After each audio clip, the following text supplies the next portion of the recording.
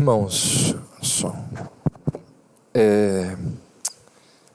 com muita alegria que eu vou apresentar para alguns, e alguns aqui já conhecem, mas muitos não conhecem o pastor Daniel. A primeira coisa que eu quero dizer sobre o pastor Daniel é que ele é um amigo, alguém que Deus colocou na minha vida para me abençoar, para poder me fortalecer. Eu digo isso porque quando a nossa igreja era bem pequenininha, nós tínhamos lá as nossas crises existenciais, ministeriais. Daniel foi alguém que Deus colocou no meu caminho para que eu pudesse abrir o coração, compartilhar das lutas, das dores, e desde então nós temos mantido uma amizade que tem abençoado muito a minha vida. Daniel já esteve na nossa igreja 2 vezes. Ele, quando esteve, nós ainda estávamos lá no auditório do Centro Cultura, e ele já pregou no nosso retiro de carnaval, acho que foi em 2015, né? Foi isso? Acho que sim, há 2 anos atrás. Foi um momento muito valioso, muito precioso para nós. Daniel é pastor da Igreja Batista Histórica, em Conselheiro Lafayette, fica ali próximo de Belo Horizonte. Ele estava nas conferências da Fiel, veio direto de São Paulo para cá, então deve estar cansado, né? Saiu de lá ontem, parou em Penedo, veio direto para cá hoje. E Daniel está acompanhado da sua esposa, Eni. Fica em pé aí, Eni, o pessoal te vê. E da filha Britney. Obrigado, queridas. E tem uma outra filha também, mais velha, Brianna, que não está aqui, ela estuda em BH. Eu acho que é isso. Eu queria lembrar, o pastor Daniel ainda não saiu, eu estava para sair início desse mês, mas não saiu o livro que ele escreveu, Perseverança pela Graça, um livro que já foi publicado em inglês, mas agora foi traduzido para o português e em breve estará disponível aqui para a gente. Por que foi publicado em inglês e não em português? Porque o pastor Daniel é americano e, aliás, tem dupla cidadania, e ele tem contato, né? Os pais dele moram lá, na verdade o pai, e então ele tem muitas amizades lá, por isso que o livro foi publicado lá inicialmente. Daniel, um prazer que a gente ouve você. Ele vai estar com a gente hoje e amanhã, de manhã e à noite. Vamos orar? Senhor Deus, obrigado pelo privilégio de nos reunirmos como igreja para adorarmos o Teu nome e agora para aprendermos da Tua palavra. Pedimos que o Senhor dê a Tua unção e a Tua capacitação ao Teu servo para que ele transmita as verdades da Tua palavra aos nossos corações. Nós assim oramos e pedimos em nome de Jesus. Amém. Fique à vontade.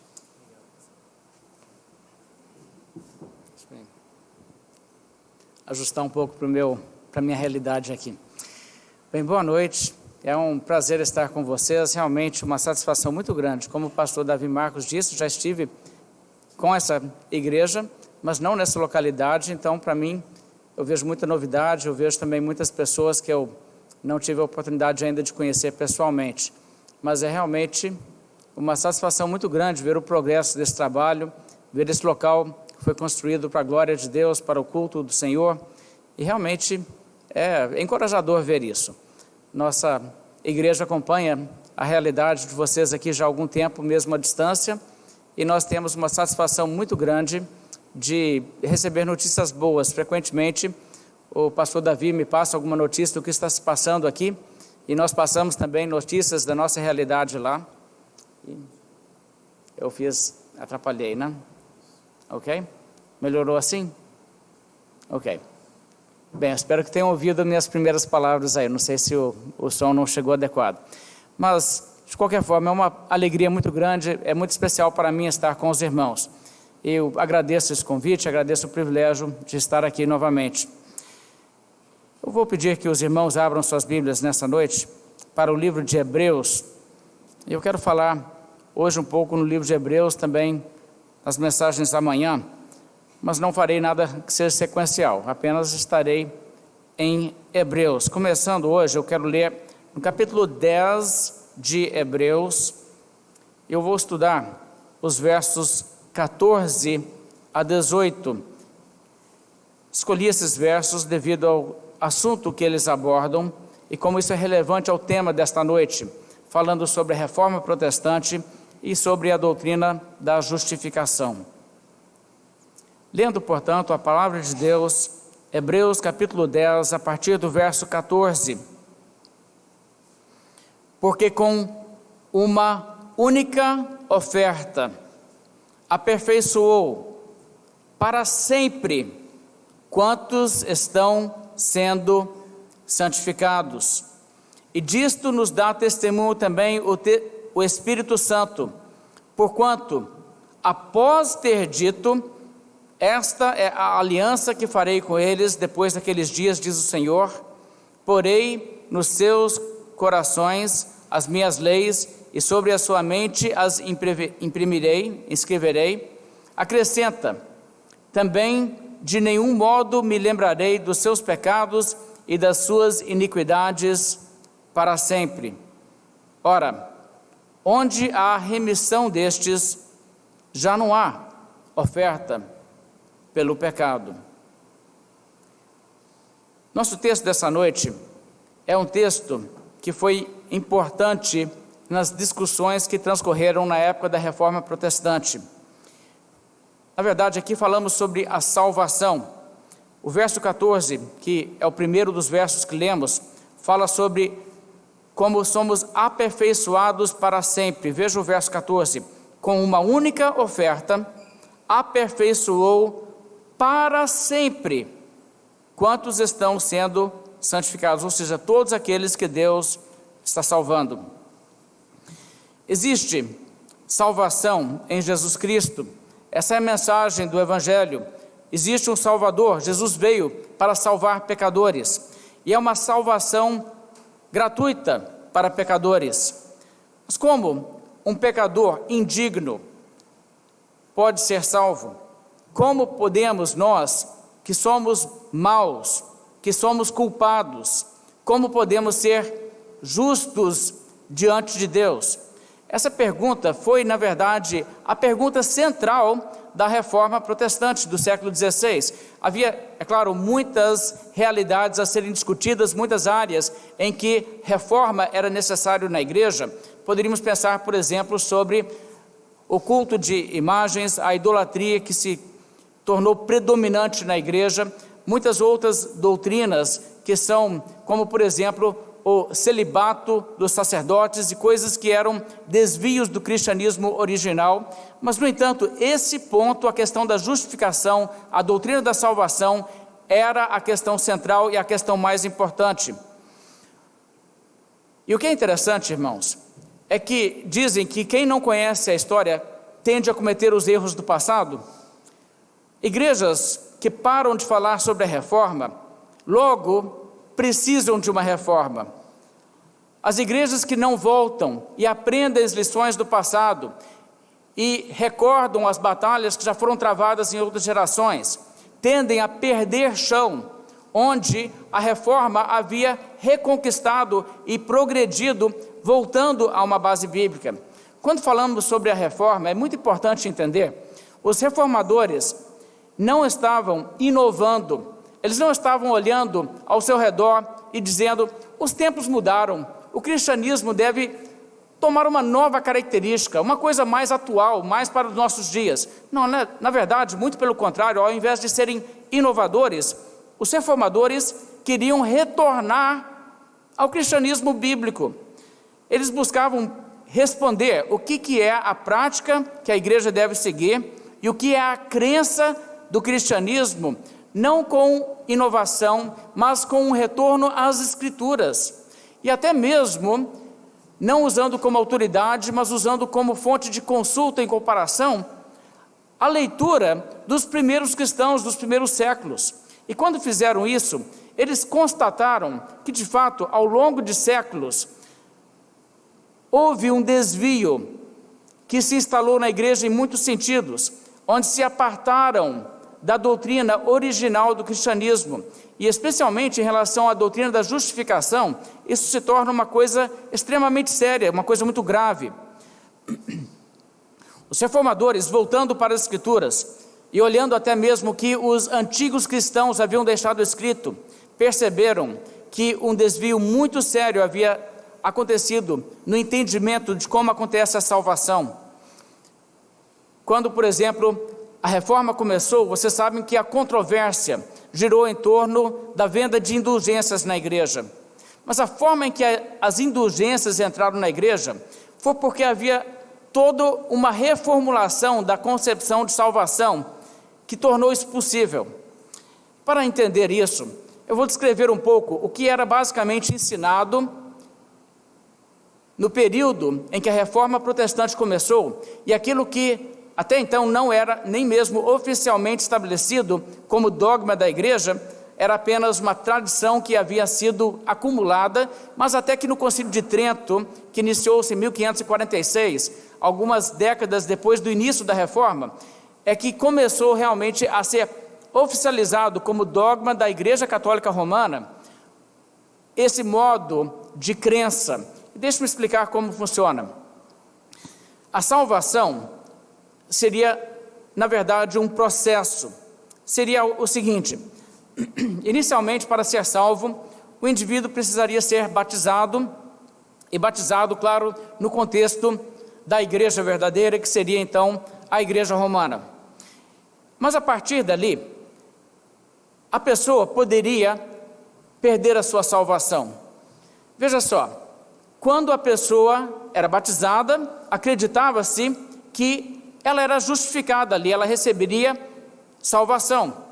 Essa crença de que o batismo vira uma espécie de rito mágico que te lava dos pecados e te perdoa os pecados, na verdade, esse ensino errado começou bem lá atrás, não, é claro, nos tempos bíblicos, no tempo dos apóstolos, mas, por exemplo, Constantino, no quarto século, teve a intenção de partir deste mundo seguro para a eternidade, de forma que o que ele fez foi protelar o seu batismo até o seu leito de morte, para que então, não importasse o que tivesse feito antes, ele poderia receber o batismo, lavar todos os seus pecados dali para trás, era essa a ideia, e partir seguro. Você vê que se ele pensava isso, já havia alguém que estava passando essa ideia de que o batismo é uma espécie de coisa mágica, que faz isso com você.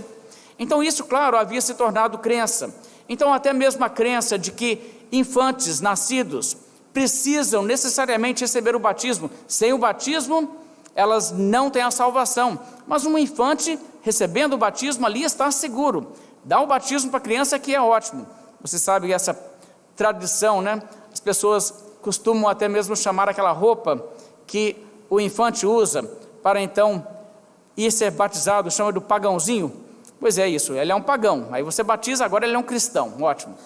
Bem, essa ideia de que havia então o batismo, assim como o batismo também outros sacramentos entrariam como métodos de progredir em relação à sua salvação. Na concepção católica, pecados passaram a ser divididos em duas categorias: pecados mortais, pecados veniais. Pecados mortais são assim chamados porque quando uma pessoa cometesse um pecado mortal, o ato de cometer aquele pecado faria com que aquela pessoa estivesse então perdida novamente. Pode ser que antes disso ela estivesse até salva, se ela partisse do mundo, ela iria para o céu, mas agora não, ela cometeu um pecado mortal. Esse pecado derrubou tudo, ela agora está perdida, e para que ela seja salva novamente, ela terá que agora fazer confissão e penitência e coisas para de alguma maneira compensar esse erro. Então ela tinha que meio que reconquistar o favor de Deus através de uma série de coisas. E os pecados veniais? Os pecados veniais talvez não te colocassem em uma condição de perdido, se você estivesse numa condição de um cristão salvo e cometesse pecados veniais, você ainda seria salvo, mas os pecados seriam lançados na sua conta, e você teria uma conta com aqueles pecados, a menos que você os confessasse e fizesse penitência e passasse por aqueles rituais e participasse, é claro que da missa, quanto mais frequentemente melhor, pelo menos uma vez por semana, é bom, porque a própria participação na missa, onde você tem um sacrifício não cruento, mas um sacrifício real de Jesus sendo oferecido ali na hóstia. Então o que acontece? Você participa disso, você vai tirando de sua vida, de sua ficha, os pecados que vão se acumulando, porque pecados veniais, mesmo que não te levem para o inferno, irão acarretar tempo no purgatório, de maneira que se uma pessoa morresse com pecados não confessados, com pecados que ela não tivesse tirado de sua lista, da sua ficha, por assim dizer, ela teria que então passar tempo no purgatório para, em sofrimento, ser purgada de sua culpa, até que ela estivesse preparada e digna de ir para a glória. E isso, no caso, veja só, o purgatório seria para pessoas salvas, o inferno para os perdidos. Mas como você sabe que as pessoas não têm condições de conscientemente identificarem e confessarem, fazer a confissão de acordo com aquele sistema da confissão auricular e tudo, de todos os pecados que ela comete, era já meio que pressuposto que qualquer bom cristão que morre irá primeiro para o purgatório por um bom tempo. E depois de muito tempo sofrendo numa condição muito semelhante à condição de inferno, é que essa pessoa poderia ser liberada para ir ao céu.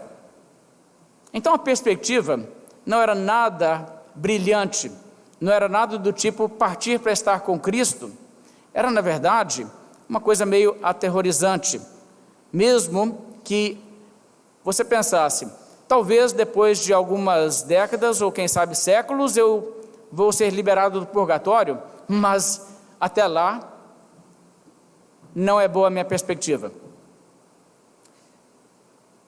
Além de tudo isso, a Igreja Católica aceitou o ensino de que para uma pessoa ter a salvação, é necessário que essa pessoa seja justa, inerentemente justa, ou seja, que ela precisaria ter justiça própria, justiça que vem dela, sua própria justiça.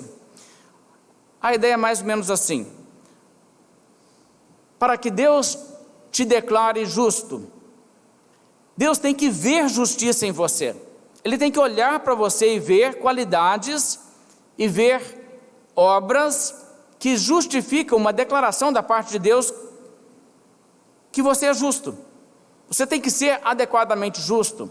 Agora, compreendendo que ninguém seria tão justo, mas tão justo, que seria perfeito, e então, literalmente, digno de salvação e de vida eterna, compreendendo isto, seria então o caso de dizer, de alguma forma, você não precisa ser perfeito, Deus abaixa graciosamente o padrão a um ponto alcançável, e você tem que se empenhar por atingir esse padrão, para atingir esse padrão rebaixado da justiça perfeita de Deus, mas no mínimo isso você tem que ter para que Deus te aceite. Agora, isso em si era uma questão que aterrorizava as pessoas, porque ninguém sabia se ele estava dentro ou se ele estava fora.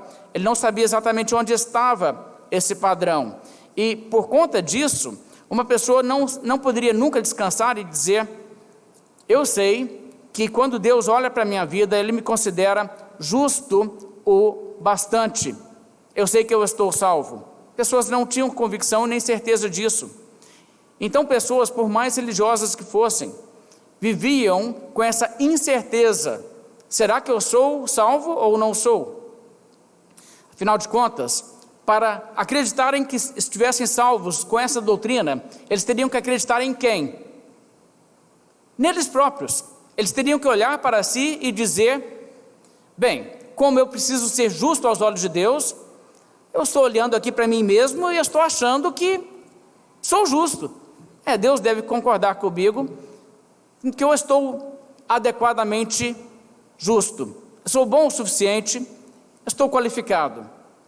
E veja, como não haveria uma revelação clara, pelo menos não para as pessoas em geral, haveria a ideia que você pode ter certeza de salvação se houver uma revelação especial de Deus para você. Mas isso não é típico de ninguém. Então, fora isso, você não poderia ter certeza de salvação. E você só teria que pensar assim: bem, por meio das dúvidas, é bom que eu me empenhe mais do que eu tenho me empenhado até agora. Deixe-me ler para vocês palavras de Gregório I. Esse homem foi bispo de Roma, do ano 590 a 604. Portanto, está naquela linhagem que a Igreja Católica considera a linhagem dos papas. Ele escreveu o seguinte: quanto maiores são os nossos pecados, mais precisamos fazer para compensá-los. Veja bem, você tem pecados, você tem que compensar por seus pecados, você tem que compensar por eles, e quanto maiores os seus pecados, mais você tem que fazer para compensar por eles. E ele progride e diz: se fizemos o suficiente para expiá-los ou não, só saberemos após a morte. Ou seja, você não tem como saber em vida, você vai ter que cruzar para o outro lado para depois descobrir. E ele conclui dizendo assim: jamais poderemos ter certeza de nosso sucesso, a certeza de salvação e o sentimento de segurança gerados por ela são perigosos para qualquer pessoa e não seriam desejáveis mesmo se fossem possíveis. Agora, essa última declaração dele é uma declaração assim bem interessante, porque ela ajuda a entender o que está maquinando na mente de pessoas assim. Veja só, primeiramente, esse é o conceito: o meu pecado eu tenho que compensar por ele, eu tenho que ser bom por um lado, porque eu fui ruim pelo outro. E se eu já fui bom o suficiente desse lado, eu nunca vou saber até depois da morte.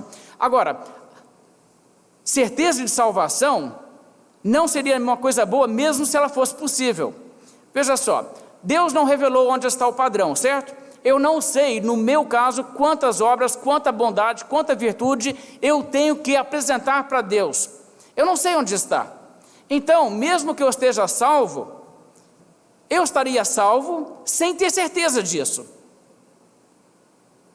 Se eu estivesse perdido, eu não saberia que estaria perdido. Só saberia que eu tenho que fazer o melhor, tenho que fazer mais do que eu faço. E por que seria interessante o pecador não ter certeza de salvação, mesmo que realmente ele estivesse salvo? Veja só, porque conforme o Gregório aqui expressa, a certeza de salvação seria perigoso e não seria desejável, porque uma pessoa que estivesse, vamos dizer assim, com mérito suficiente acumulado para que a sua salvação estivesse segura, e soubesse disso, tenderia a relaxar, a baixar a guarda e pensar: opa, então não preciso correr tanto agora para garantir o meu bem-estar. E aí o que acontece? Aí você começa a deslizar para baixo, você não se empenha tanto, você não faz o máximo, e é perigoso para você isso. Então é melhor você não saber mesmo. Se você está salvo, está com mérito suficiente, você então, de preferência, nem saber isso irá. Dessa forma você irá trabalhar tanto quanto uma pessoa que acha: ainda não cheguei lá, ainda preciso apresentar mais para Deus, para que Deus me salve. Teria que agir assim. Essa é a mentalidade. Bem, diante de tudo isso, entra em cena mais alguns fatores dessa doutrina. É claro que a igreja ensinava que os santos estavam no céu, mas os santos haviam não somente conseguido para si próprios justiça suficiente para garantir a sua própria salvação, eles haviam excedido a conta. Então, havia santos que além da sua própria necessidade de boas obras, haviam feito coisas boas além do que Deus julgaria necessário para aceitar a sua salvação, e todo esse excesso de mérito da parte deles teria ficado como que num tesouro de mérito para a igreja.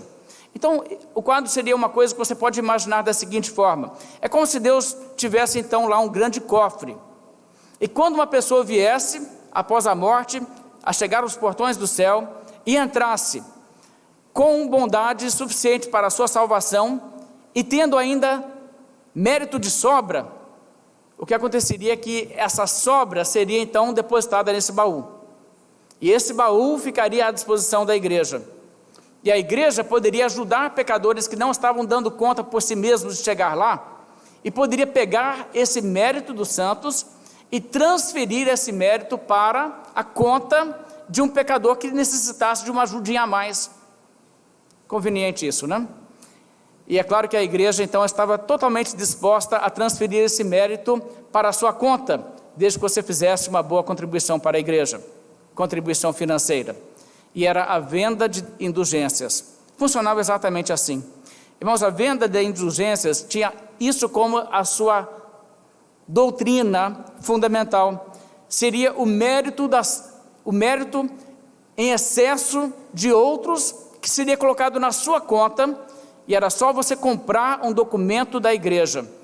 A igreja te daria uma bula, um documento do Papa, dizendo: você, com seu nome escrito ali, recebe perdão por pecados, recebe indulgência pelas suas culpas. E assim a coisa transcorreu. É claro que isso então demonstra uma degeneração enorme da doutrina bíblica da salvação, e quando isso então se tornou o pivô da controvérsia que produziu toda a reforma protestante, o que os protestantes estavam realmente fazendo era protestando contra tudo isso aí, e principalmente, no caso, a venda do perdão de pecados por dinheiro. Sabe, isso tinha elementos absurdos. Se você conhece algumas histórias da reforma protestante, você saberá como isso realmente chegou a um cúmulo de absurdo em muitos casos.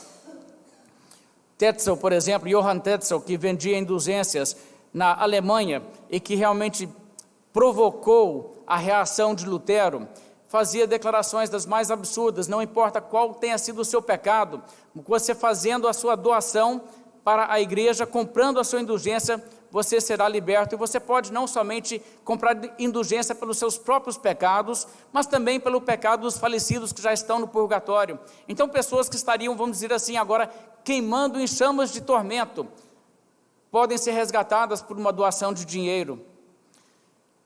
Em determinada ocasião, enquanto as pessoas estavam vendendo assim as indulgências e fazendo essas promessas, que essa indulgência é boa, ela é do Papa, ela é oficial da igreja, e não importa qual tenha sido o seu pecado, isso aqui garante o perdão do seu pecado, você vai ficar livre de sua culpa. Um determinado cidadão encontrou o vendedor de indulgências na estrada. Esse homem estava viajando de uma cidade para a próxima, onde venderia mais indulgências, e esse homem então o abordou e disse: olha, eu quero uma indulgência, eu quero comprar uma indulgência. Muito bem, podemos fazer esse negócio aqui agora, né? Ele disse: mas eu ainda não cometi o pecado, eu posso comprar a indulgência agora, antes, para pecar depois? Pode sim, não há problema nenhum, nenhuma dificuldade com isso. Quer dizer, o interesse de venda era muito bom, né? Então não podemos perder a venda. Se você ainda não pecou, ainda quer pecar, não faz mal, compra agora, peca e depois estará tudo coberto. E o homem disse assim: ótimo negócio, eu quero isso. Comprou ali a indulgência, ele falou: é um pecado muito sério. Ele disse: então o preço é maior. Quando negociaram, fechou o negócio, e ele pegou e disse: essa indulgência é boa, olha, essa indulgência, não importa o que você fizer, por mais grave que seja, ótimo. Ele tirou então uma arma e assaltou o vendedor de indulgências, roubou-lhe o dinheiro que ele havia acabado de pagar, e ainda o resto que estava com aquele homem, e levou aquele dinheiro embora. E o homem protestou e disse: você não pode fazer isso, você irá para o inferno. Ele: não, eu tenho aqui uma indulgência. Você vê que loucura que a coisa era. Quer dizer, você percebe que uma doutrina como essas é uma doutrina totalmente furada e não tem nada a ver com o que a Escritura ensina. O que a Escritura ensina, afinal? Irmãos, o que a Bíblia mostra sobre a salvação e a justificação é uma doutrina tão diferente e tão bela, que é trágico que não seja conhecido por todos. Quero que vocês olhem comigo algumas passagens. Nós começamos aqui em Hebreus 10, eu quero voltar aqui inicialmente a ler essa passagem. Verso 14 diz: porque com uma única oferta aperfeiçoou para sempre quantos estão sendo santificados. A primeira coisa que você nota é que aqui existe um aperfeiçoamento de uma pessoa, no sentido que a pessoa se torna justa perante Deus. Ela se torna, aos olhos de Deus, tão perfeita quanto a perfeição de Cristo, tão justa quanto a justiça de Cristo. E isso acontece não por um processo, não por uma laborosa conquista, onde existe um vai e vem. Eu hoje estou merecendo, escorreguei um pouco e perdi, mas volto a conseguir e posso cair de novo. Irmãos, isso é trágico pensar assim. Isso é trágico, porque não é isso que a Bíblia ensina. Veja, é aperfeiçoar com uma única oferta para sempre as pessoas que são santificadas. É isso que Deus faz. Agora, para entender isso, então, precisamos entender o que é a justificação. A palavra justificação tem a ver com justiça. É uma palavra usada em julgamento. Se você observar como ela é usada na Bíblia, você encontrará que é um termo legal, um termo de natureza forense. Se você chegar, por exemplo, no livro lá da Lei de Moisés, tem essa declaração: quando o juiz tiver que julgar um caso, o juiz tem que fazer o seguinte: ele tem que justificar o justo e condenar o ímpio, condenar o injusto. O que está sendo dito? O juiz avalia se o homem é inocente, ele o declara justo, ele o justifica. Se o homem é culpado, ele o condena para pagar pelo seu crime, porque ele não é justo. Justificar é usado na corte para declarar uma pessoa como justa. Seria o caso de uma pessoa inocente, ele não cometeu o crime do qual é acusado, então você o pronuncia justo daquele ato. Seria isso. Agora, é claro que no nosso caso, nós somos pecadores, nós não somos declarados justos no sentido que nós somos inocentes. Deus olha para a nossa vida e chega na conclusão que, olha, na verdade eles não fizeram nada de errado. Não, Deus nos vê como pecadores, somos pecadores desde a nossa concepção, a nossa natureza é maligna, nossos atos os condenam. Como é que Deus pode nos justificar? E essa é uma pergunta importante, porque a Bíblia diz, por exemplo, no livro de Provérbios, o seguinte: a pessoa que justifica o ímpio é abominável para Deus. Que coisa interessante. Aquele que justifica o ímpio é abominável para Deus. Você sabe o que é justifica o ímpio? É quando tem um réu que é realmente culpado, ele tem culpa no cartório sim, mas a pessoa o defende e diz, ele é inocente, e o libera, e o solta. O juiz que faz isso é abominável para Deus, o que justifica ao ímpio. Agora, raciocine comigo uma coisa. O que significa justificar? Justificar significa transformar a pessoa em uma pessoa boa, em uma pessoa justa? Não. Se fosse isso, não seria abominação para Deus justificar o ímpio, porque seria uma coisa positiva. Imagine, você tem um ímpio, o homem é mau, ele é criminoso, ele é um problema, mas você chega lá e você o transforma em uma pessoa boa, em uma pessoa que não faz mais o mal. Se você consegue produzir esse resultado de transformação da vida de uma pessoa, Deus consideraria que você é abominável por fazer isso? Obviamente não. Está vendo? Quando você justifica uma pessoa, no sentido em que essa palavra é empregada, não significa mudar a pessoa, transformar a pessoa, melhorar a pessoa. Não significa introduzir no caráter ou na ficha da pessoa uma justiça que faz com que ela agora seja boa e digna. Na verdade, justificar significa pronunciar declarar aquela pessoa como justa. É dizer, em termos de julgamento, essa pessoa não será considerada. Estamos tratando esse réu como um justo. É isso que é justificar. E por isso que seria abominação para Deus justificar o ímpio. Porque se o homem é culpado, então ele teria que ser tratado como um culpado, ele não poderia ser isento de sua responsabilidade devido ao fato que o juiz de alguma forma gosta daquela pessoa. Então, nesse sentido, é que nós estamos vendo aqui a palavra justificar na Bíblia. A palavra justificar tem esse sentido. Agora, a Bíblia, no entanto, fala isso, que Deus justifica o ímpio. E é uma coisa curiosa isso. Como é que você trata disso? Em um ponto a Bíblia diz, aquele que justifica o ímpio é abominável para Deus. Em outro lugar a Bíblia diz que Deus justifica o ímpio. E isso é em Romanos. O que você faz com essa declaração? Deus abomina o que Ele mesmo faz? Não, porque existe uma realidade aqui envolvida. No caso da pessoa que Deus justifica, não é como se Deus cometesse um lapso de justiça e deixasse impune um pecado que precisa ser punido. No caso de um juiz que Deus abomina, porque ele isenta uma pessoa de sua responsabilidade, seria um quadro totalmente diferente. O quadro que a Bíblia mostra é que sim, nós somos culpados, sim, nós somos pecadores, mas existe redenção em Cristo Jesus, existe salvação em Cristo Jesus.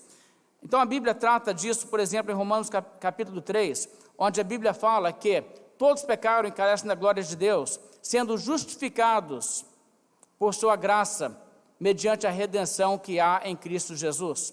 Então não é que Deus faz vista grossa para o mal, e então aceita pessoas injustas e as trata como justas, sem que seu pecado seja punido.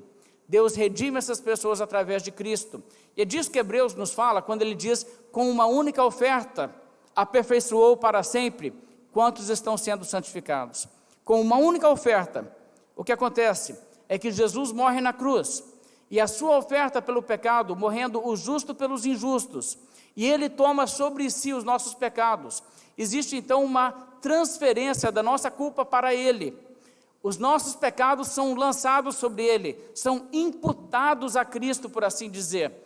E nós então somos isentos da nossa culpa. Nós temos culpa, mas Cristo toma a nossa culpa. E então o apóstolo Paulo cita o Velho Testamento em Romanos 4, onde ele diz, bem-aventurado é aquele a quem o Senhor jamais imputará pecado. Não aquele que nunca tem pecado, mas o que tem pecado, mas nunca tem o pecado lançado em sua culpa. Agora você começa a ver daí que a bem-aventurança não é para aquele que tem uma ficha cheia de pecados, mas que também tem boas obras, por outro lado, para equilibrar e compensar por esses pecados. Não é bem-aventurado a pessoa que tem pecados na sua culpa, mas que vai para o purgatório e sofre suficientemente por eles até que seja purgado de suas culpas. Não, bem-aventurado é aquele a quem o Senhor jamais imputará pecado. Está vendo a diferença? Olha, se você vai para o purgatório, então não se pode dizer que você é uma pessoa a quem Deus jamais imputará pecado. Ele impõe sim na sua culpa o seu pecado na sua ficha, e você tem que pagar por ele. Então você não é um dos bem-aventurados, não é por aí a salvação, nada disso. Você também não é aquele que conquista a sua própria salvação no modelo bíblico de entendimento. A Bíblia nos mostra que Cristo morreu por pecadores, e Ele assim fez para nos dar uma salvação gratuita, assim como os nossos pecados são transferidos para Cristo, e Ele então morre em nosso lugar expiando os nossos pecados. Cristo, que é perfeito e que é justo e que viveu uma vida de perfeita obediência e sem pecado desde a sua concepção, a sua justiça é transferida e imputada a nós que cremos. Então a justiça que nós temos diante de Deus não é a justiça de boas obras, não é a justiça que diz para Deus, olha o que eu fiz, Deus, eu fui religioso, eu participei dos sacramentos, eu obedeci à lei de Deus, eu me abstive de pecado, eu fiz o bem ao próximo, eu fiz caridade, eu fui de todas as formas uma pessoa positiva e do bem. Veja se isso não compensa de alguma maneira pelos meus erros. Não, nada disso. A Bíblia fala que o salvo é aquele que não tem justiça própria, que procede da lei, obedecer às coisas que Deus exige, senão a justiça que é mediante a fé em Jesus Cristo. E quando a Bíblia fala sobre isso, a Bíblia fala que a justiça nós recebemos como um dom, o dom da justiça. Agora pense só, você não é justo, eu não sou justo, nós não temos justiça. Mas existe uma transferência que acontece que funciona assim. Deus coloca na sua conta a justiça de Cristo e você é revestido da justiça de Cristo. Você recebe isso como um dom. E você então é declarado justo por Deus. Nessa circunstância você se torna justo aos olhos de Deus. E você então agora está livre do seu pecado, porque Cristo carrega o seu pecado. E você é revestido da justiça de Cristo. É isso que a Bíblia mostra. E como isso acontece? Na verdade, a Bíblia diz que é a justiça para todo aquele que crê. Quero que você acompanhe algumas leituras. Abra a Bíblia em Atos capítulo 13. Enquanto você abre até Atos 13, eu vou citar alguns textos que você já conhece. Como eu disse, Jesus morreu por pecadores. Ele assumiu sobre si a nossa culpa, levou os nossos pecados e assim nos justifica. Porque Deus amou ao mundo de tal maneira que deu o seu Filho unigênito para que todo o que nele crê não pereça, mas tenha vida eterna. Não é assim que a Bíblia diz? Para quem? Para que todo aquele que nele crê não pereça, mas tenha vida eterna. Todo aquele que nele crê. Veja que em Atos 13, o verso 38, a pregação aqui do apóstolo Paulo diz: tomai, pois, irmãos, conhecimento de que se vos anuncia remissão de pecados por intermédio de Jesus, e que por meio dele, por meio de Jesus, todo o que crê é justificado de todas as coisas das quais não vos pudestes justificar, não pudestes ser justificados pela lei de Moisés. Essa palavra é muito interessante e muito profunda. Aqui o apóstolo Paulo diz: existe uma justificação que é uma justificação toda abrangente e plena, não exclui nada, ela é uma justificação de todas as coisas, das quais você não poderia ser justificado pela lei de Moisés. Sabe, você guardar a lei não te justifica de nada, nunca funciona, mas por tudo aquilo que você tem culpa, você tem remissão desses pecados e você é justificado. E quem recebe isso? Veja aqui o verso novamente. Se anuncia remissão de pecados por intermédio deste, e por meio dele, agora quem? Todo o que crê é justificado. Todo o que crê. Isso é muito importante, isso é muito profundo. A Bíblia enfatiza isso muito. Eu poderia ficar aqui citando versos mais de 10 minutos, só lendo versos que dizem que a salvação é para aquele que crê. A justificação é pela fé, e pela fé somente, não é pelas obras. A Bíblia diz, por exemplo, no livro de Efésios: pela graça sois salvos mediante a fé, e isto não vem de vós, é dom de Deus, não de obras, para que ninguém se glorie. O que a Bíblia está mostrando é que, de fato, a salvação não está vinculada a obras e não está vinculada a mérito. A salvação está vinculada à fé.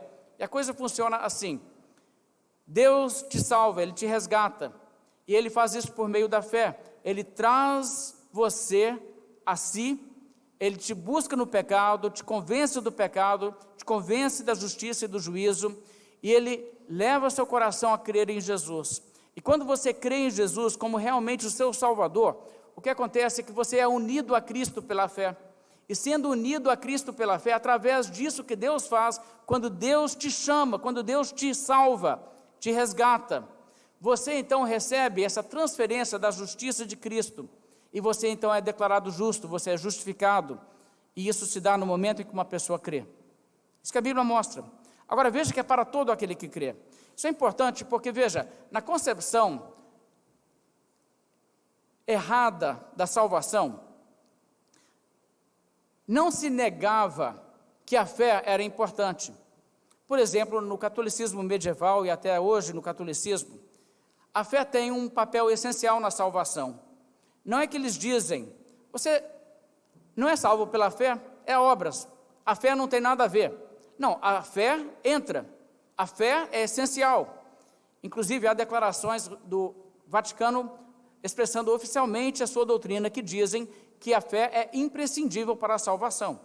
Então, se você chega e diz, você acredita que a salvação é pela fé? Eles podem responder, sim, claro, salvação é pela fé. Ué, nós então acreditamos a mesma coisa? Nós acreditamos em salvação pela fé também, na igreja evangélica, na igreja protestante. É a mesma coisa? Não, não é a mesma coisa, existe uma diferença. A diferença está na palavra somente. Salvação, mediante a fé, somente. E isso faz toda a diferença. Porque na concepção católica, veja bem, uma pessoa poderia muito bem ter fé. A fé é real, fé autêntica, e ainda assim está perdida. Porque fé não era o bastante. Fé não garantia. Era necessário também ter as obras. Só fé não resolve. As obras e o mérito das obras precisa ser somado à fé. Bem, quando você percebe o que a Bíblia está dizendo nesse sentido, você vai perceber claramente que toda vez que a Bíblia fala dessa maneira, todo o que crê, para a justiça de todo aquele que crê, Romanos 10, 4, por exemplo, a Bíblia está contradizendo qualquer possibilidade de haver uma pessoa que seja realmente crente, que esteja também perdida. Se a justificação é pela fé somente, então quem realmente crê está justificado. Ele não precisa, além disso, de outras coisas. E vamos ver como isso funciona. Vamos pegar, por exemplo, o ladrão na cruz. Ele creu em Cristo nos últimos momentos de sua vida. Quantas boas obras ele fez? Mas ele foi salvo? Sim, naquele dia ele foi para o paraíso. Mas ele foi para o paraíso por quê? Porque ele creu somente, mas a salvação é para todo aquele que crê. Se ele creu em Cristo, então ele foi salvo. Salvação é pela fé somente. Poderíamos dar muitos outros exemplos dessa realidade, mas o que você deve perceber é que quando falamos que a salvação é pela fé somente, estamos então também excluindo todo o mérito. Não existe mérito nosso na salvação, não existem obras que nós fazemos, não existe nada que Deus olhe e diz, que bom, estou vendo que você tem boas obras, você tem mérito, portanto eu te chamo de justo. Não, ele está olhando e dizendo, você está em Cristo, então você é justo com a justiça de Cristo, não com a justiça própria. Então todo mundo que crê, que verdadeiramente crê em Cristo, está salvo. Então a pergunta vem a ser essa, você crê? Sabe, é importante entender que quando falamos da salvação pela fé, nós não estamos dizendo que a salvação pela fé significa todo mundo que diz, eu creio em Jesus, então ele está salvo. Não é isso. Até porque quando falamos de todo mundo que crê em Jesus, entenda, existem pessoas que acreditam na pessoa de Jesus, acreditam na doutrina de que Jesus é o Cristo, o Filho de Deus, segunda pessoa da Trindade, que acreditam nisso, mas que não creem em Jesus como o seu Salvador. E, inclusive, estão todas as pessoas que estão olhando para si mesmos e dizendo, será que eu sou bom o suficiente? Será que eu sou merecedor agora? Eu tenho me empenhado. Quando uma pessoa recebe esse ensino, você percebe que esse ensino é fundamentalmente antagônico ao Evangelho? Porque esse ensino que diz, você precisa ser merecedor, as suas obras contribuem, ajudam, o que isso leva a pessoa a fazer é voltar o olhar para si e confiar em si mesma como a pessoa que está segurando a sua salvação. Pode até dizer, é claro que Jesus ajuda, existe uma parte fundamental da minha salvação que eu não realizo, Jesus faz essa parte, mas tem uma parte aqui que depende de mim, e aqui eu tenho que fazer por onde? Eu tenho que provar que sou digno. E aqui nesse ponto, o que acontece? Nesse ponto, eu coopero com Deus, eu realizo as obras que resultam na minha salvação. A pessoa que pensa dessa maneira, pode até estar confiante da sua salvação. Pode até estar achando, eu creio que estou salvo, eu creio que estou indo para o céu, mas a sua confiança não está em Cristo, a sua confiança está nela mesma, porque ela estará dizendo, ora, creio que sim, porque eu creio que tenho feito o que eu preciso fazer, eu creio que a minha vida condiz com o que é necessário da parte de Deus. Então a sua confiança não está em Cristo. Sabe, crer em Cristo significa renunciar toda a confiança na carne, toda a confiança em si mesmo. Então crer em Cristo significa muito mais do que apenas acreditar que Jesus é quem Ele diz ser, é confiar nele como seu Salvador. E nesse sentido, existe uma oposição ao Evangelho, quando as pessoas dizem, a salvação depende de você e o que você faz com as suas obras. Porque essa pessoa está te apontando para um Salvador errado, ela está apontando para você mesmo e dizendo, você tem que fazer a sua própria salvação. A pessoa deveria dizer, não, confie em Jesus, olhe para Jesus. Jesus é o Salvador e só Jesus. Então isso é importante entender. Agora vamos voltar lá para Hebreus, no capítulo 10. Eu quero mostrar como esses versos estão tão relacionados com o que dizemos. Em Hebreus 10, nós temos essa declaração, que com uma única oferta, Deus aperfeiçoou para sempre os que estão sendo santificados. Esse é o verso 14. Quando ele diz essa única oferta, de que oferta ele está falando? Está falando da oferta de Jesus Cristo na cruz. O contexto mostra isso claramente. Eu quero ler a partir do verso 1 do capítulo 10. Veja o que a Bíblia diz. Ora, visto que a lei tem sombra de bens vindouros, não a imagem real das coisas, nunca jamais pode tornar perfeitos os ofertantes com os mesmos sacrifícios que ano após ano perpetuamente eles oferecem. Note que você encontra aqui a palavra perfeitos. No verso 14 a palavra aperfeiçoar, certo? Você então tem o mesmo conceito que está sendo desenvolvido aqui. No Velho Testamento, Deus prescreveu o sacrifício de animais. Esses sacrifícios eram feitos repetidamente e foram feitos por séculos. Esses sacrifícios, eles não eram a imagem real das coisas, eles eram apenas simbólicos em sua natureza, eles não resolviam o seu problema de pecado. O ofertante que levasse ali um animal, um cordeiro para ser sacrificado, ele não conseguia nada que realmente ajudasse seu pecado em relação àquele animal ser sacrificado. Isso não fazia esse benefício, era apenas uma imagem daquilo que era real, que era na verdade a morte de Cristo, que para eles ainda era futura. Por isso mesmo, que quando Cristo morreu na cruz, o véu foi rasgado, porque é como se Deus falasse, agora chega disso aqui. Aquilo que isso representava, agora se deu no mundo real, não precisamos mais desse simbolismo. Mas o texto nos diz claramente que aqueles sacrifícios de animais nunca podiam tornar perfeitos as pessoas que ofertavam. Então, o perfeitos está aqui sendo esclarecido. O que quer dizer isso? Veja o verso 2. De outra sorte, não teriam cessado de ser oferecidos, porquanto os que prestam culto, tendo sido purificados uma vez por todas, não mais teriam consciência de pecados. Veja o raciocínio aqui do autor de Hebreus, ele diz, aqueles sacrifícios não podiam tornar ninguém perfeito. Se fosse o contrário, se eles pudessem tornar alguém perfeito, o que seria o resultado?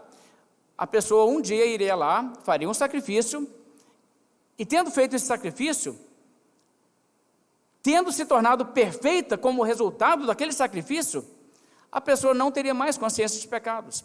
Ela nunca mais teria que ofertar nada, não teria que haver nunca mais um outro sacrifício, e ela nunca mais teria que preocupar se estava salva ou não. Por quê? Porque ela não teria mais consciência de pecados. Ela teria sido aperfeiçoada. Mas aqueles sacrifícios não funcionavam assim, eles não podiam produzir isso. E por isso que eles tinham que ser sempre repetidos, porque eles não resolviam o seu problema. Eles só simbolizavam, em alguma medida, a forma em que o problema seria de fato solucionado, mas não tinham efeito real nenhum. Verso 3 então explica, entretanto, nesses sacrifícios faz-se recordação de pecados todos os anos, porque é impossível que o sangue de touros e de bodes remova pecados. Está vendo do que estamos falando aqui? Essa questão de tornar perfeito, estamos falando de remover os pecados, tirar os pecados, deixar a pessoa livre da consciência de pecados, tornar a pessoa realmente apta para entrar na presença de Deus sem culpa de pecados.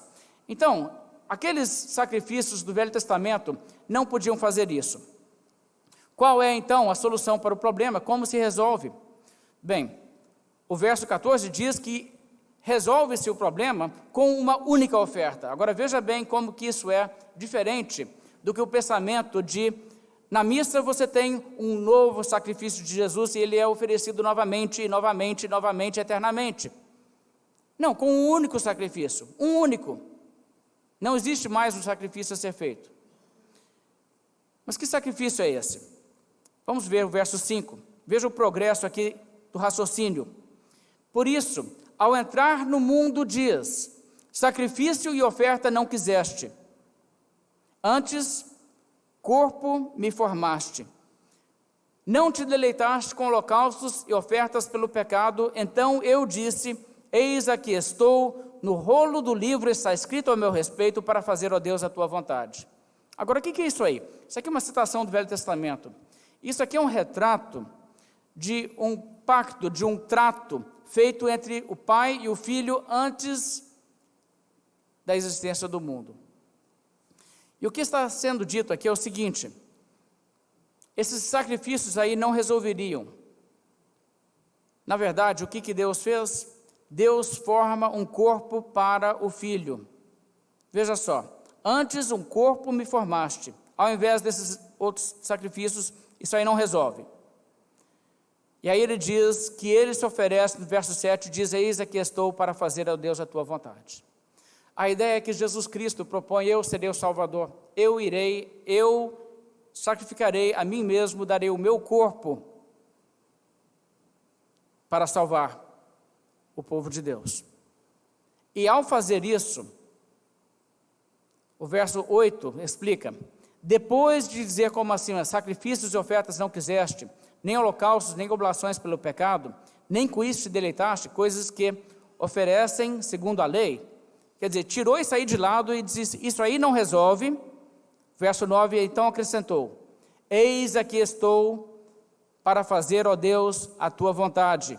Ele remove o primeiro para estabelecer o segundo, ou seja, aqueles sacrifícios do Velho Testamento, ele remove, não é um método eficaz de salvação, é apenas educativo, ilustrativo. Então ele estabelece o segundo, que é Jesus Cristo, encarnar-se, assumir um corpo, viver neste mundo, morrer por nossos pecados. Ele estabelece esse método. Então no verso 10, nessa vontade é que temos sido santificados, mediante a oferta do corpo de Jesus Cristo, uma vez por todas. Ora, todo sacerdote se apresenta dia após dia a exercer serviço sagrado e oferecer muitas vezes os mesmos sacrifícios que nunca jamais podem remover pecados. Jesus, porém, tendo oferecido para sempre um único sacrifício pelos pecados, assentou-se à destra de Deus, aguardando daí em diante até que seus inimigos sejam postos por estrado dos seus pés. E é nesse ponto que ele diz essas palavras que nós lemos, porque com uma única oferta aperfeiçoou para sempre quantos estão sendo santificados. Agora veja o que esse verso então está dizendo. Quando Jesus veio e morreu na cruz, se ofereceu uma única vez, com esse único sacrifício, ele terminou a obra e ele então assentou-se. É um modo de dizer que sua tarefa chegou ao fim. Não ficou nada para ser completado. Não depende de você completar com as suas obras. Não depende de outros rituais. Não depende de nada. Tetelestai. Está consumado. Tudo feito. E com uma única oferta, ele aperfeiçoou para sempre quantos estão sendo santificados. Agora isso então tem implicações enormes, mas enormes. Significa que a pessoa que está em Cristo, está unida em Cristo pela fé, essa pessoa, por estar em Cristo, está justificada, está aperfeiçoada. Ela não tem nada que consta na sua ficha para que ela pague, para que ela compense, porque ela é revestida de um perdão perfeito e completo. Isso é uma coisa definitiva, é uma coisa que nunca pode ser revertido. Já pensou, você chegar no dia do juízo, sem saber qual será o veredito? O que Deus vai dizer? Seria um tanto assustador. Mas já pensou você chegar no dia do juízo, tendo a seguinte certeza: bem antes do juízo, Deus já se pronunciou sobre o meu caso. Deus me declarou justo. E você já entra no juízo justo, declarado justo, o veredito antecipadamente pronunciado. É isso que significa ser justificado.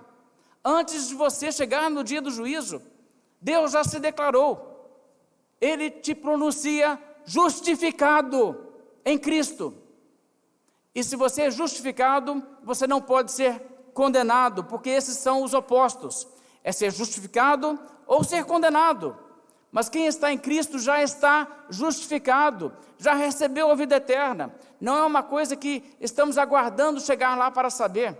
Agora, eu sei que isso é uma coisa assim, altamente ofensiva para o sistema católico medieval. Inclusive, dizem que as autoridades católicas do período da Reforma protestaram veementemente contra a doutrina da segurança da salvação, porque eles disseram que isso é uma coisa extremamente revoltante aos seus olhos.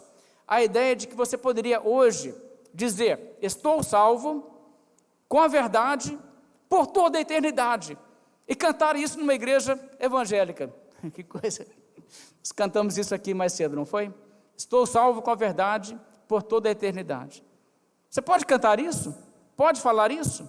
Ou isso aí é pretensão?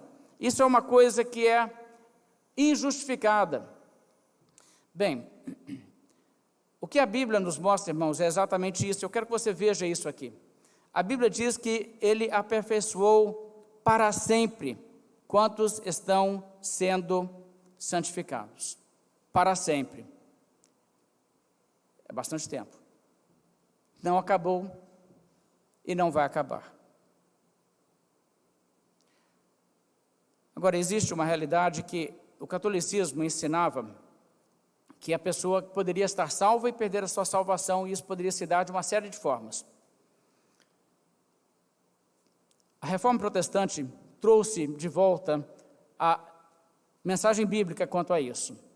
Agora, é uma coisa realmente lamentável que, desde a Reforma Protestante, na tradição da Reforma, dentro das igrejas evangélicas que vieram da Reforma, você encontra muitas igrejas que ensinam que é possível perder a salvação.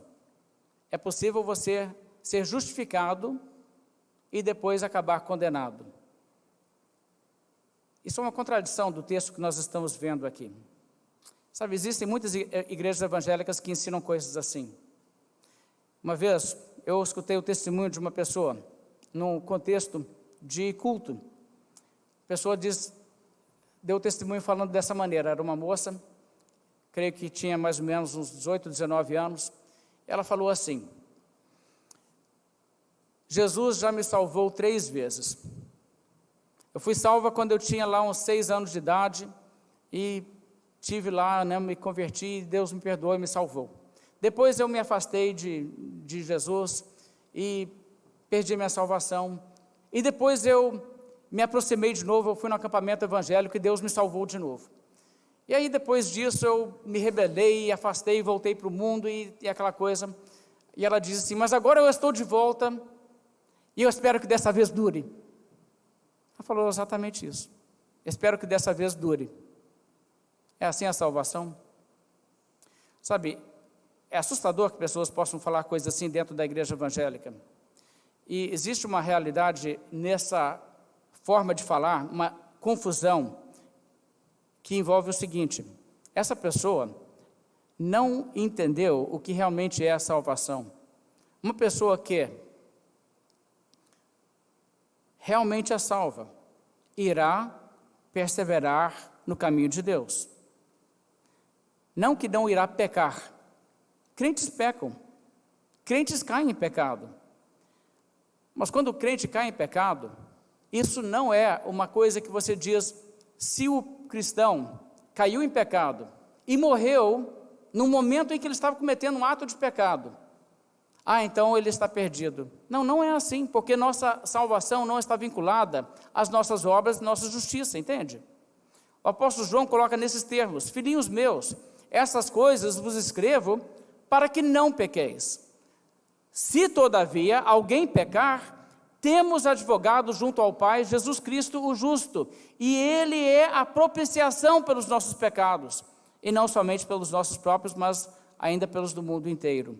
E o que o apóstolo João está dizendo, olha, claro que nós devemos não pecar, nós nos empenhamos por não pecar, e todo aquele que tem essa confiança em Cristo, a si mesmo se santifica, e o caminho do justo é como a luz da aurora, que vai se intensificando cada vez mais até ser dia perfeito.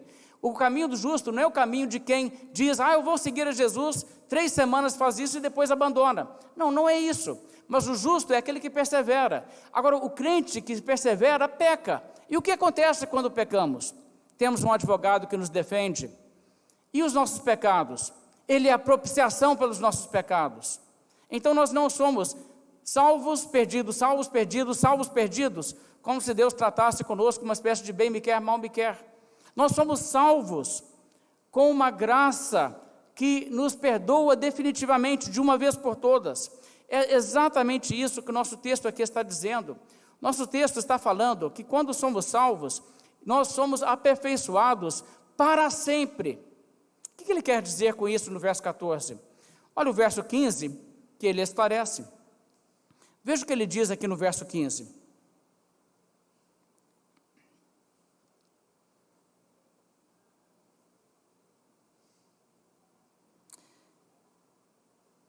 E disto nos dá testemunho também o Espírito Santo. Disto o quê? Disto que ele acabou de falar, que com uma única oferta ele aperfeiçoou para sempre quantos estão sendo santificados. Disto ele também dá testemunho, o Espírito Santo também dá testemunho. Como é que o Espírito Santo testifica sobre isso? Vamos ver, verso 16. Porquanto após ter dito, esta é a aliança que farei com eles depois daqueles dias, diz o Senhor, porei nos seus corações as minhas leis, e sobre a sua mente as inscreverei. Veja o que ele acrescenta. Verso 17.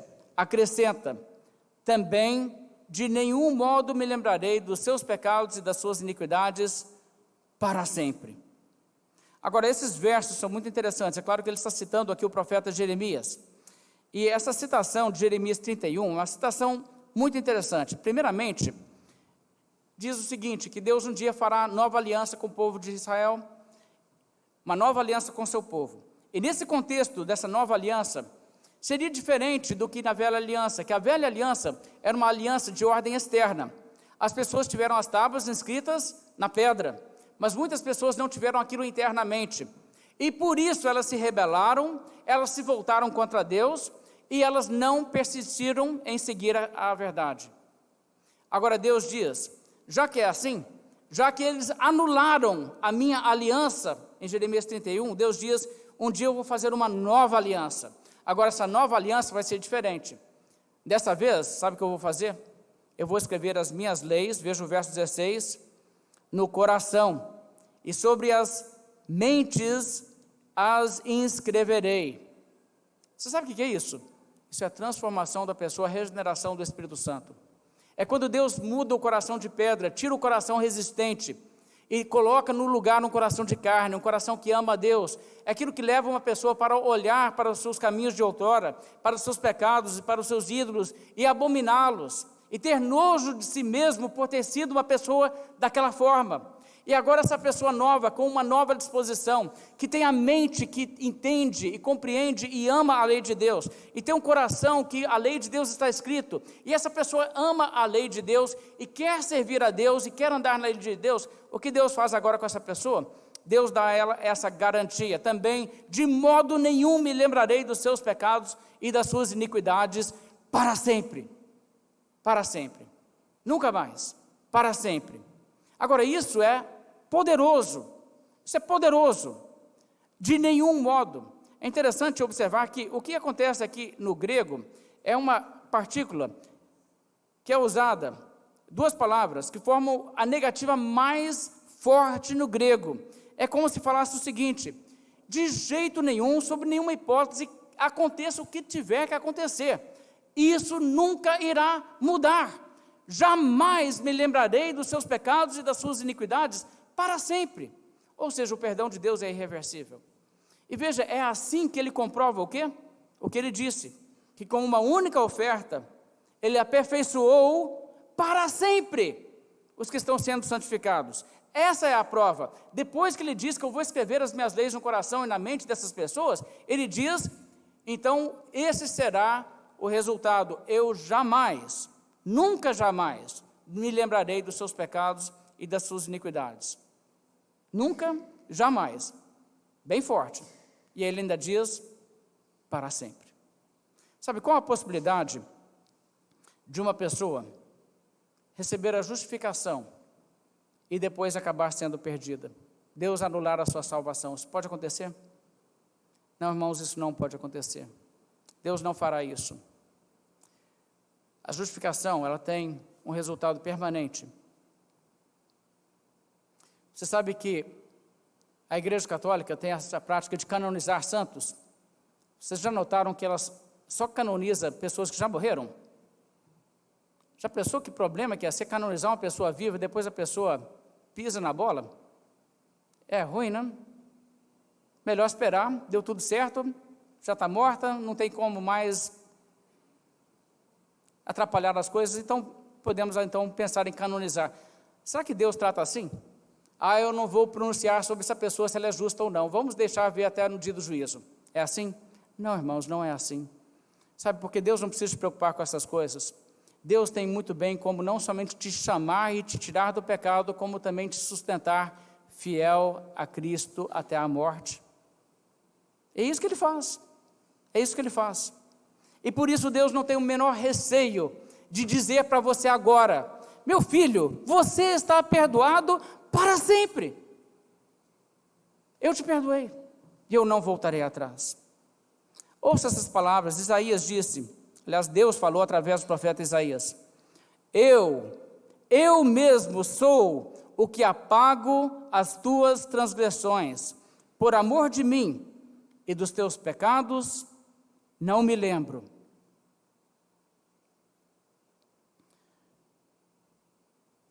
Miqueias diz que Deus lança todos os nossos pecados nas profundezas do mar. Vai no alto mar, joga um relógio lá no alto mar, depois tenta reaver. Não tem como. E é isso que a Bíblia está dizendo, é assim que Deus faz. Não volta, foi-se, acabou. Deus te perdoou e é absoluto. Salmo 103, pois quanto o céu se alteia acima da terra, assim é grande a sua misericórdia para com os que o temem. Quanto dista o oriente do ocidente, assim afasta de nós as nossas transgressões. Onde é o fim do ocidente? Onde é o fim do oriente? Até onde você viaja, que você chega no limite do ocidente ou do oriente, não existe, não é interessante? Isaías também, Deus fala o seguinte: porque isto é para mim como as águas de Noé, pois jurei que as águas de Noé não mais inundariam a terra, e assim jurei que não mais me iraria contra ti, nem te repreenderia, porque os montes se retirarão, e os outeiros serão removidos, mas a minha misericórdia não se apartará de ti, e a aliança da minha paz não será removida, diz o Senhor, que se compadece de ti. Sabe, irmãos, a graça e a misericórdia e o amor de Deus é dessa natureza. Com uma única oferta, Ele aperfeiçoa para sempre aqueles que Ele salva. Ele não nos mantém numa corda bamba que diz: Eu não vou te falar se você vai chegar até lá. Assim eu vou produzir em você um zelo maior e um empenho espiritual maior. Não. Ele nos dá uma acolhida de graça e misericórdia e nos envolve numa promessa de segurança e de perdão absoluto. E ele diz: você é meu, eu vou te ainda deixar no mundo por algum tempo, mas você está justificado já antecipadamente ao dia do juízo. E eu nunca vou me lembrar de nenhum dos seus pecados, para sempre. Você está seguro. Irmãos, isso é o que significa ser justificado. Glória a Deus por tão grande maravilha. Vamos fazer uma oração?